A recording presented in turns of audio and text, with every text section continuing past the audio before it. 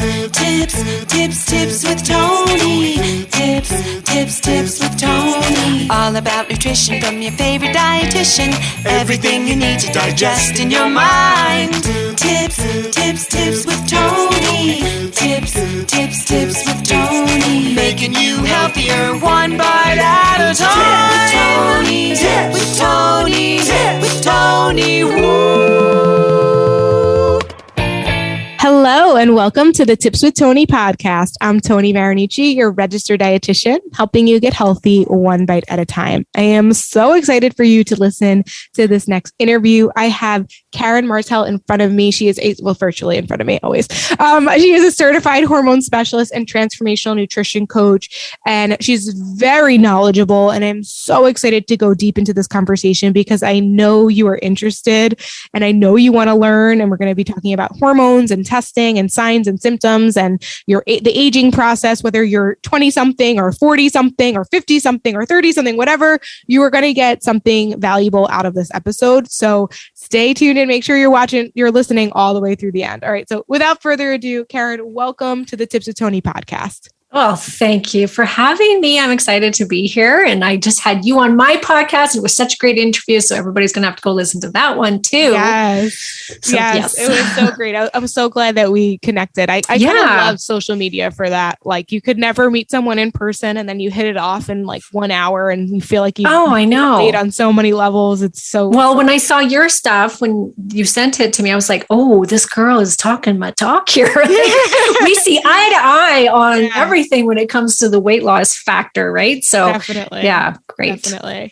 Awesome. Okay. Well, first question is a 3-part question. So feel free to go as deep as you want. We really want to get to know you. So I want you to introduce yourself officially by sharing who you are, what you do, and most importantly, why you do what you do.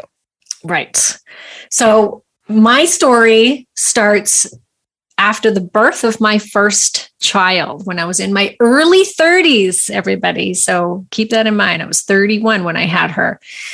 Lost the baby weight, stopped breastfeeding, started, doing my thing. I was always a healthy eater, always, very health conscious person in that sense. Always had, I did grow up with some body image issues and some bad habits as a teenager, but I had grown out of those and had been okay with my body for a while. And suddenly I started gaining weight for absolutely no reason. And I started doing what every woman does, which is, what's the next best diet out there? Where's the next best diet book? I went and bought the Atkins book. I bought the Zone book. I joined a local CrossFit type workout. I actually hired a personal trainer on top of that. So I was working out 6 days a week thinking if I should just work out hard enough, the weight will come off. And I just kept gaining. And I was calorie counting and doing everything right, supposedly. And yet just got fatter and fatter and fatter. And I was just going, oh my gosh, what is happening? And not only that, I had all these other weird symptoms just kind of arise out of nowhere. I had severe menstrual migraines suddenly. I had never had them like that before, where they would last for sometimes 10 to 14 days when I got my period. Oh my God. I know. That sounds horrible. It was horrible. I got chronic insomnia where I could not sleep. I didn't sleep for a couple of months where, I would end up usually 3 or 4 in the morning. I would finally doze off for about an hour or two and then get up with my daughter because I was a single mom. I was running my own business. I started having digestive problems, skin rashes. I was really tired. I looked like I was 3 months pregnant all the time. My stomach was super bloated. And I went to the doctor. I was given an antidepressant. I was given migraine medication, told and sleeping medication. And okay, see you later. Nobody said, I'm 30. I was 32 at that time, 33, somewhere in there. Nobody, of course, would have said, could this be your hormones? Because I'm too young for that, right? So I finally kind of clicked in. I was like, whatever I'm doing isn't working. And there's something else going on. And I was like, what is it? And I knew that so much was around my cycle. So I was like, I think it's something to do with hormones. And it happened after I gave birth to my kids. So I was like, okay. So I found a friend of mine who was a naturopath. I said, will you test my hormones for me? And sure, so we did saliva hormone testing. The results came back. My estrogen was really high. I had no progesterone. I had no what's called DHEA, which is an adrenal hormone. And I had very low cortisol levels. So my body was so burnt out. Yeah. And it all makes sense. But I never thought, looking back, I never thought I was a stressed out person, ever. I equated a stressed out person. I relate to this so much. You have no idea. You have no idea. I literally am like, yeah, I totally didn't think I was stressed either. But looking back now, I really was. And you were too, because I could just tell being a single mom, running your own business. Right? Like, to a 2-year-old at the time. Like, are you doing kidding? Like CrossFit? Yeah, CrossFit, working out 6 days a week. Yeah. Starving myself. Calorie deficit. Yeah, totally. You were stressed to the max. Absolutely. I was doing everything wrong for what my hormone profile was told me, which I didn't know at that time. But I was like, oh, whoa, the cortisol stuff really hit me because I could understand that. Yeah. So I was like, oh, clearly I'm way more stressed out than I thought I was. Duh, Karen. And so I stopped everything. Like I stopped the crazy dieting. At that time, I actually discovered that from that same naturopath, because I said, well, what diet do I do? This is 12 years ago. And he's like, actually, I just went to an anti-aging conference and I learned about this diet called the Ketogenic Diet. I think it was like the first in Canada to even talk about it.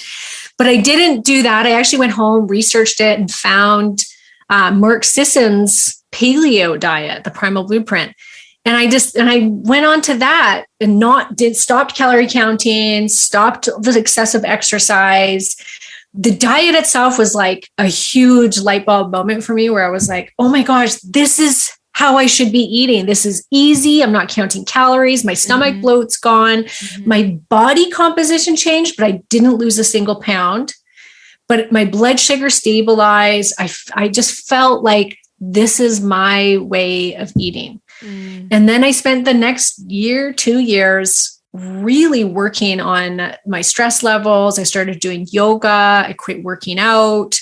I got help with my kid. And I just took care of myself and dealt with a lot of the emotional stuff that I really feel like I'd carried with me from my teens, like the whole body image stuff. And so I had to do some self-healing, and eventually the weight started to come off, but it was a long process and it was a lot of healing and a lot of patience and a lot of self-discovery. Like I kept doing testing and discovering, I had a parasite I figured out. Years later, I discovered I was hypothyroid, so I had all of these things, but it wasn't until I started testing and really digging into it did I realize what was going on. And I came out of that going, if I struggled like that, there has got to be other women out there that are doing everything right. They are eating well, they're exercising, yet their hormones are stopping them from losing weight and feeling their best. And so I decided, you know what, I'm going to become a nutritionist. And then from there, I went into, I took a course in hormones, even though I'd already self-taught myself everything there was to know about hormones, but I became a certified hormone specialist. And oddly enough, I actually went into menopause at 42.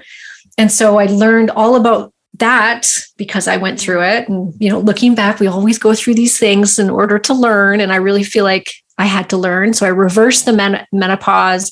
I'm still cycling now. And now I'm helping other women deal with their hormones and optimize their hormones, see what their hormone imbalances are and what they can do about it as far as taking care of themselves and diet. And when we get those hormones in place, a lot of the time weight loss then becomes quite actually easy. Right. If there is a underlying hormonal problem. Yeah, definitely. Well, yeah, like anything you if you're not well, anything you do on top of like a broken foundation is not going to be sustainable, or is it even really going to ever work because you're not healed, right? It's like trying to lose weight with an unhealthy relationship with food. That itself is just not going to be long lasting. So your body also, if there's, I don't want to say it's broken, but there's just parts where things are a little bit altered and they're not in line and where they need to be or balanced in the way they need to be, it's going to be really hard. Your body's not going to want to work with you in what you're trying to do. It's focused on, it wants to heal. Like that's the priority right now. So I'm not trying to lose weight. Like I'm trying to heal. Yeah. Definitely. So I would love to, I thought this would be really fun, to kind of go through where your hormones, how they alter throughout like certain decades, right? And like where your needs might change based off of that decade, And so, cause I think people really only have this conversation maybe in their 30s or mostly in their 40s, in their 40s or 50s. So I said maybe in their 30s, like, and I'm thinking like late 30s.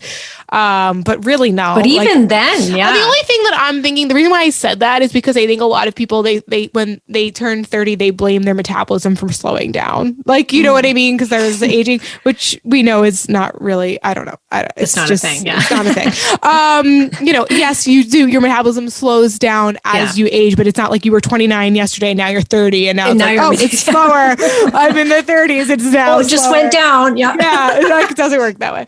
And we also know there's lifestyle changes that can definitely slow down that process. Not as in slow down like keep it from slowing down, I guess you could say. Anyways, let's go to the not so obvious first, like 20s to 30s, where it should, and maybe, you know what? And now that I think about it though, some people do maybe have like missed periods or irregular periods. So they might be kind of looking at that and like their first answer, honestly, their gynecologist will often put them on like a birth control, I would love for you to kind of talk into like, when is that helpful? When is it not helpful? Like, is that the first thing they should do? Is there some dietary changes that should be looked at? And maybe if they have like irregular periods, or you can go ahead and elaborate on wherever the, the disorders are, the symptoms are, all that stuff.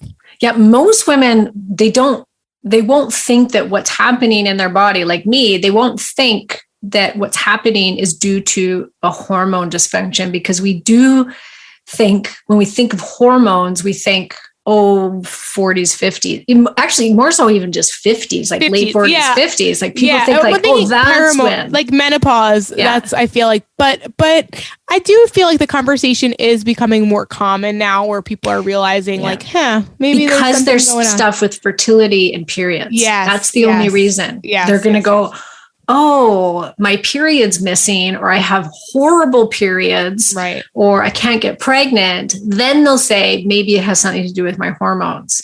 Right. But if those things aren't happening, a 20-year-old woman doesn't often think, could this be hormones? Right. And when we're in our 20s, we're very stress resilient. So cortisol tends to not be a problem in women, unless you're really, really highly stressed out, or you've got a really bad infection or something. But in our 20s, our cortisol levels are usually pretty stable, because we can handle stress in our 20s a lot better than we can in our 30s and 40s. Yeah. I'm laughing as I like all the caffeine I drink to keep up with the world. And then I turned out. That could be a sign. I was exhausted because I was like, the caffeine doesn't work anymore. No. I was just thinking about that this morning because I was super tired, and I was like, I really want another cup of coffee, but I know better that that's not going to help. It's probably going to make things worse. Totally. And we're not saying no to coffee. We love coffee. No, but we love not coffee. Too much of it. Exactly. Yeah. We say 1 cup a day is beneficial. And then after that, you don't really get anything. So there's no point. But yeah, so 20s, we don't tend to see a lot of hormone imbalance, except for things like polycystic ovarian syndrome. We'll see in teenagers and at any age past that, basically once you start cycling, and that's women will start missing their periods. They can have fertility problems. It's the number one cause of infertility is PCOS. So that we'll see in our 20s. When you get into your 30s, and this is what women don't know, is perimenopause usually now starts around the age of 35. Most women do not know that. Most women are like waiting until 35 till they have children. Yeah, I'm surprised. Yes. I didn't even know that. Yeah, most people don't. And what sort of things change? And how do you know? The number one thing that changes at 35, between 35 and 40, what we typically see is a drop in progesterone. Because we don't make progesterone unless we ovulate. And as we get older, we ovulate less and less. And that's why they say, like, after the age of 35, that's when you have to start like doing the testing to see if your child's going to have Down syndrome. Mm-hmm. So we know that our eggs are missing, that genetically and all that stuff, we should probably not ideally be having kids after the age of 35, even though we can still get pregnant. It's still not the ideal time. Ideally, we should be having kids from like 16 to 25.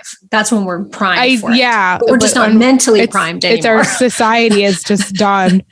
I'm having anxiety because I'm only 31 and I don't even know if I want to have kids. And I feel like by the time I make the decision, I will be 35. But I'm like, maybe I do want to have children. And then it's too late. No. When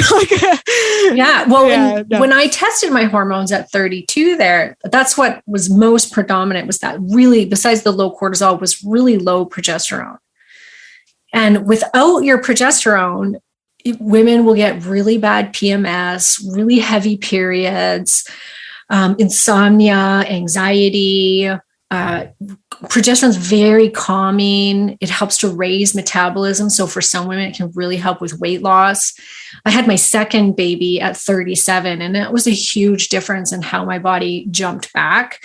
And I'd healed my hormonal system from the first kid. They were 7 years apart. But when I had my son, I couldn't get off the weight. And so like with my daughter, I got it off, but then it came back on. My son, I just couldn't get off that last 10 pounds, no matter how well I ate, no matter what I did. So the same kind of thing started to happen. So I immediately, okay, let's go test my hormones. Once again, my progesterone was bottomed out. I started progesterone cream, and within 1 month, I lost the 10 pounds. Because progesterone helps that metabolism to come up. So if you actually take your basal body temperature, if you know anything about fertility, women will take their body temperature day 14 when they ovulate and they start producing progesterone.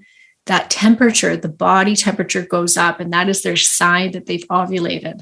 And then it should stay up until your period comes. So at 35, and this is for many different reasons, like I don't think it used to be this way necessarily, but we are being greatly impacted by our environment right now with our hormones. And so we're seeing this younger and younger perimenopause. And some women are actually getting premature ovarian failure, which is that you're like how I did at 42, where I actually started to miss a period and started getting hot flashes. Sorry for the interruption. We will be back to that episode in a second. But first, I wanted to check to see if you had taken your Disney Princess Eating Archetype quiz yet. Inspired by the title of my TEDx talk and current book, Once Upon a Diet, I've created an eating archetype quiz with a Disney theme. I didn't do this to put you in a box or make you feel bad for eating a certain type of way, but more so to use as a tool to offer helpful insight. Each Disney princess is known for one main characteristic. For example, Ariel for her curiosity, Snow White for her kindness, Cinderella for her hopefulness, and Jasmine for her independence. And while all these traits serve a positive purpose, they can also be damaging when harnessed incorrectly. As a result, you settle for less than ideal circumstances and stay stuck in the diet cycle. So my hope is that after you take this quiz, you'll understand these three things. Number one, you're not alone in the struggle trying to achieve food freedom. Number two, there is a way to enjoy food, reach your goals, and keep the results happily ever after. And number three, regardless of the Disney princess that you symbolize, there are strategies to turn your characteristic into your superpower. So go to the link in my show notes or tipswithtony.com to take the quiz to find out which Disney princess you eat like today. Now back to today's episode. So I was starting to go into menopause at 42, and that's not right. But we're seeing this more and more and more at a younger and younger age, because in our environment, there's so many toxins that mimic hormones in the body. And they're actually stronger than our own hormones, so that our body will actually grab onto the synthetic, what's called xenoestrogens, and use those instead of your estrogen. And so women will start in their 30s, typically start to feel like they have estrogen dominance. They go online, they go to Dr. Google, they're like, geez, my periods are super heavy. I'm getting weight gain in my hips and my belly. And then what comes up? Estrogen dominance. Every woman thinks she has estrogen dominance. I have done hundreds, if not thousands, of hormone testing at this time. Very few women are actually truly have an excess of estrogen. You can't actually test xenoestrogen. So what's really happening is women in their 30s are becoming xenoestrogen dominant because xenoestrogens, those fake estrogens, are everywhere. If you've got any products in your house that have any artificial smell to them, that's a xenoestrogen. If you're putting your food in plastic, are you drinking out of plastic bottles?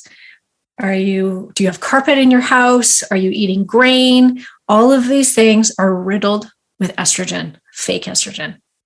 So your body is preferentiating that xenoestrogen over your own estrogen and making you fat, making your periods horrible, and that you don't feel well. And then you take things, women start taking things to drain their own estrogen, which then causes more problems. But to get back to where we were going with all that is 30s, we tend to see progesterone go down first. And women will have estrogen dominance, but not in the fact that they have too much estrogen. It's in comparison to that progesterone. Right. They have a very yin and yang relationship. Estrogen comes up in the first half of the cycle. It's why we feel really good in the first half of our cycle. It's very antidepressant, acts like an antidepressant in your body, helps you to become more insulin sensitive. It's why we can tend to eat better in the first half of our cycle. We tend to want sex more. We tend to want to be more social. We've got more energy. We want to work out. It's easier to, do fasting or to start a dietary plan at the first half of the cycle. That's estrogen. Estrogen's a beautiful hormone and it's got a real bad rap out there. Second half of the cycle is when progesterone is supposed to be coming in. Estrogen keeps going through the whole cycle, but progesterone is in the second half of the cycle. So without it, it can't counterbalance that estrogen. And estrogen's a growth hormone. So then the uterine lining starts to grow too much, which then causes heavier bleeding, blood clots, can make you gain weight because you don't have that progesterone. That metabolism isn't coming up anymore. So this is what we see in our 30s. And then typically starting at 35. And women will notice usually that they just suddenly will gain a couple pounds for no reason. And that their PMS gets a little bit worse. Their sex drive might go down a little bit, but they still don't, they're like, oh, I'm just going to diet my way out of this. I'm going to just exercise and just jump on the next best diet that's out there. And it doesn't work as well. And that's your first sign that there could be some hormone stuff happening. And at that time, Tony, there's lots that a person can do to help regulate those hormone levels. There's some amazing herbal supplements. Vitex can really get progesterone going. I just had a girl the other day whose progesterone was really high for her age. And I was like, I never see progesterone high in a woman's 40s. She's like, do you think it's because I've taken Vitex for 5 years? I'm like, yes, that's why. Because Vitex will really promote progesterone. You can take things for your adrenal system that will then help with your progesterone levels and just help level everything out. Because if the cortisol is really high, all your hormones will suffer from that. Yeah. And so as we go into our 30s, we're not so resilient to that stress anymore because we start losing that progesterone. Progesterone's calming. It helps to make cortisol. So we need it. So in that time, lots of natural stuff, dietary changes, healthy eating, exercise, meditation, good supplements can do absolute wonders for your hormones in your 30s. Yeah. Then you hit 40 and kind of all hell goes. I feel like it's harder every decade, right? That's really what I've described. And I haven't been there yet. So I can't argue that, like, it appears like it's not fun. Well, and I was like, oh, I'm going to sail through this because I'm a nutritionist and I'm familiar with hormones and I'm doing everything right. And no, I hit 40 and all hell broke loose. Like truly, it was like, oh my gosh, what just happened to my body? Like I thought I was on top of this. Mm-hmm. So at 40, we tend to get a really big drop in that progesterone. So anywhere from 40 to 45, you really see it go down. It will drop by about 75% in our 40s. And estrogen will start to drop more so when you're about mid 40s typically. And then it kind of goes on a roller coaster ride for a couple of years where sometimes you're going to get really low levels. Sometimes you're going to get way too high levels. And it does this crazy swinging when progesterone it bottoms right out. And so at that time, it's really a matter of ovarian failure. Like it's your ovaries are like, we're done. We are not going to be ovulating anymore. See you later. We're out. And the adrenal system actually is supposed to take over making small amounts of progesterone and testosterone. And if you are constantly stressed out in your 40s and you're raising your cortisol all the time, your body, of course, will make that first, and it'll put progesterone and testosterone back on the side burner because it's like, well, this person's stressed out. We're obviously in times of famine or something, fight or fight, right? Like we're in a stressed out state. We can't be getting pregnant. We can't be having good hormone levels. We need to just get the cortisol out. So then some women go really hit hard with that the perimenopause symptoms. Mm-hmm. And what that looks like is, oh my gosh, the list is extremely long. And it's not just hot flashes. Like most women think like, oh, I'm going to get some hot flashes. Weight gain tends to happen very quickly at this time, predominantly in your belly. So it's called like the meno belly. So women will say like, oh my gosh, I've never had any weight problems. And suddenly I just put on 20 pounds in 6 months on my stomach. That's from the loss of estrogen. Our body's really smart. It wants estrogen. And so fat cells can make one of our estrogens called estrone, which is a very inflammatory estrogen that actually makes you gain weight. So it's like this terrible cycle of you're gaining weight. Your body wants you to gain weight so you can produce more of this estrone because it wants some estrogen from somewhere. But the more you make, the more you gain weight. And so that's why we get like that. Because of the loss of estrogen, we become insulin resistant and the loss of progesterone. So that adds to the weight gain. Women will get anxiety, depression, low libido. And that's not just from testosterone. Estrogen really drives our libido.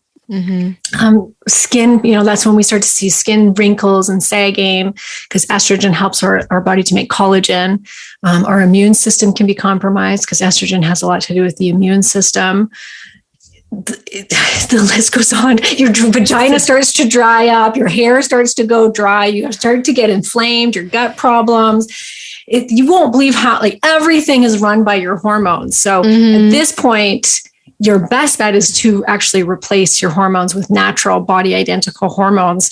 All the research shows that hormone replacement therapy. That you're safer to be replacing your hormones 10 years post-menopause and when you start to lose your hormones in perimenopause. Then that's where testing comes in. Like you don't want to guess at this stuff and it can look different for each person. Yeah, definitely. That was like a lot of information that I know a lot of. No, that's great. A lot of people are going to get a lot of value out of it. I would love to, I feel like we've kind of talked to, I want to bring people back up because I think we talked all about what could happen. And we know it's not fun, the aging process. And then you're supposed to, but it can be amazing. Yeah. So how can we, we want to get tested to know for sure. Right. But are there some just foundational things that somebody can do? Cause the biggest thing I'm hearing, and whenever I've had people kind of talk about hormones and testing, the answer always seems to be stop dieting and manage your stress. But that's just as a foundational thing. I'm like, can we just start there and then see if we need supplements after that? But that's meaning stop, remove the restriction and just eat balanced or whatever. Anyways, I would love for you to kind of share if there are any kind of foundational things that people can implement to kind of work with their body rather than against their body. I think the best foundation that always has to come first, whether you're in your 30s or whether you're going to start taking bioidentical hormones, you still have to start with diet and not dieting. You diet. You need to be eating good food. You need to be, I mean, it's the same old advice that we all know this already. We're not, they've been listening to our podcast for a while. They know everybody should be eating well.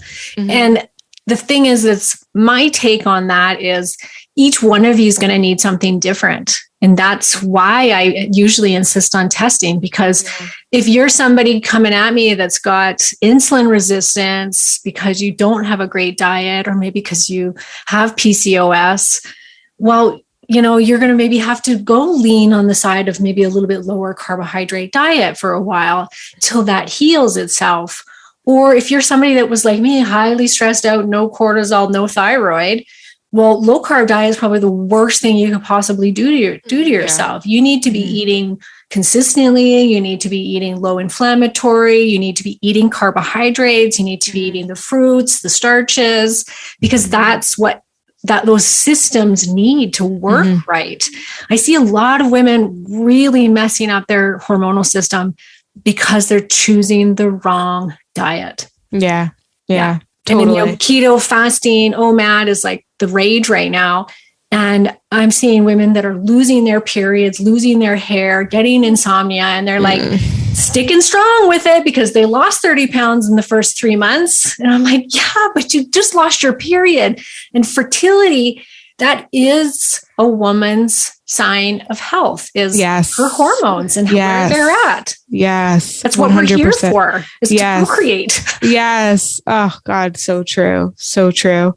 This has been so helpful. Before we wrap up and share where people can find you, I know you have some sort of a membership going on, right? Can you speak a little bit to that?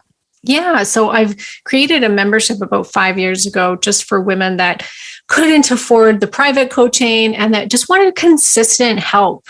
And the whole program is really about finding your weight loss code, which is finding what's going to work for you, not following the next best diet, looking at what your hormones are doing, taking that into account, balancing those hormones out so you feel good. If you don't feel good, you can't eat good. So you want to get on top of all of those things at the same time so that you can feel your best and not have to be trying to lose weight on the next best diet for the rest of your life. It's not what it's about. I know. We know this, Tony. I know. It's so sad. It's so sad. I wish people would realize like, that's just life. Most people, oh God, there's a quote or something. He said it somewhere where it's like, there's more to life than trying to lose weight and pay your bills. And it was just, yeah. That is like, or like if women quit thinking about losing that last 10 pounds, like how much they could actually think about other things in their life and enjoy their life that much more because they're not trying to get past that last 5 pounds, 10 pounds, right? Yeah. It just accepted their body, cared for it, nourished it, and not have to worry about, I could be or should be doing this, or I have to try harder or more. It's like, let's heal and then live. Yeah. And I just want to say, because I don't want to sound like a Debbie Downer with everything I said about aging, because women are getting it really tough out there in society. We're not allowed to age. It's not accepted. Well, that's as you were kind of explaining it. And I'm like, and that's what I didn't want to go on like a tangent, but we do need to mention or talk about it. Like, it's just so sad how even just like hair dyeing, for example, it's like going gray. Some women go gray at 30. And then then if they let their hair go gray, they're going to be labeled as like old, or they let themselves go. Or before we even started recording, we were talking about Botox. Like, no shame. I'm thinking about it, guys. So like, whatever, but like, that's something that it's like, but why am I thinking about it? Because that's like, it's not normal for me to feel like my skin isn't as tight as it used to be, because I look at, I watched Selling Sunsets on Netflix. I don't know if you do. Oh my gosh, I just watched it last night. Yeah, there's it's a repulsive attraction. It's literally they're all like the amount of Botox. Oh my God, their faces don't move. Yeah, they don't move. Like literally don't move. And it's like so funny because it's like I'm like, oh, they're so beautiful, and I forget that it's like so much makeup and so much Botox and so much cosmetic surgery. It's like, but anyways, yeah, like that's the thing. Like women are like almost not allowed to age. And it's very sad. Yeah. It's very sad. Actually, one of my, someone in my family, she doesn't do all the things. She doesn't dye her hair. She doesn't get her nails done. She doesn't do all that. So she looks older, for her age, but like she doesn't. Like, I wonder if every single person I knew around her age didn't do their hair, nails, and get Botox and all the things. Like, they would probably look that same age. They would, like, she's in her 60s, so she looks like she's in her 60s. Which is right. Like, why can't we embrace that? It's really tough. And I always tell women, like, it's normal to soften as you age. And you do have to have some level of acceptance of a little bit of weight gain, because it's very beautiful and very natural for your body to soften. But it's a time in a woman's life, for the first time in a woman's life, typically, where she starts to think about herself. You know, we go through life, you know, okay, go get the partner, get married, have kids, do the career thing. When you get into your perimenopause, menopausal years, your focus really shifts to you for the first time in your life, where you're just like, okay, who am I? What do I want with life? And that is like, it just gives me shivers when I think about it, because it's a beautiful time. It can be a very beautiful time if you can embrace it. And health is beauty. I don't look at the sunset women and go, oh, she is so good looking. I'm like, oh my God, what have you done to yourself? Your face isn't moving. And you've got these high heel shoes on that must be so How do they walk in them? As I'm in my sweatpants, sitting there and watching my, you know, like I'm like Christine with the baby, like 9 months pregnant, in heels, up and down. Stilettos. Yeah. How and why? Just wear the sneakers. Just wear the sneakers. Plus, like, you've done, like, it could be cute. You're pregnant. Cute. Like, a dress and sneakers is really cute with a pregnant belly. I think it's adorable. Like, but you probably too. Like, don't you look at women like your friend? And I have friends that are like that, are just naturally aging. They eat well. They exercise. They've got gray hair, and I'm like, oh, that is stunning to me. Not duck lips and Botox. And don't worry, I've done the Botox, ladies. If you want to go do it for sure. But I'm just saying that natural aging is beautiful. We need to start seeing it that way. Totally. Oh, that was so great. I love that we wrapped up with that. Where can people find you, connect with you, reach out for any additional questions? KarenMartel.com. And I've got a great quiz. That's a hormone quiz. So that's a great place to start. It's going to tell you what your top imbalances could be. And then it comes with my hormone and metabolic meal plan that is very loose, and you're going to adapt it to yourself, and it's not starvation. Yeah. It's more of a guide. Maybe we call it a meal guide. And then you can find me on my podcast, The Other Side of Weight Loss, and on Instagram and Facebook at Karen Martel Hormones. Yay. Oh God, guys, go give her a follow. If you like this episode, take a screenshot of it, share it on your story, and tag me at tips_with_Tony with an I. And Karen, are you on Instagram as well? Oh yeah. Yeah, I thought so. Okay. And tag Karen as well. And what else? Oh, if you're not subscribed to this podcast, definitely have that subscribe button. A new episode comes out every Tuesday and Thursday. And when you're subscribed, you don't miss a beat. All right. That is it for me today. Thank you so much for listening. As always, this is Tony Marinucci, your registered dietitian, helping you get healthy one bite at a time.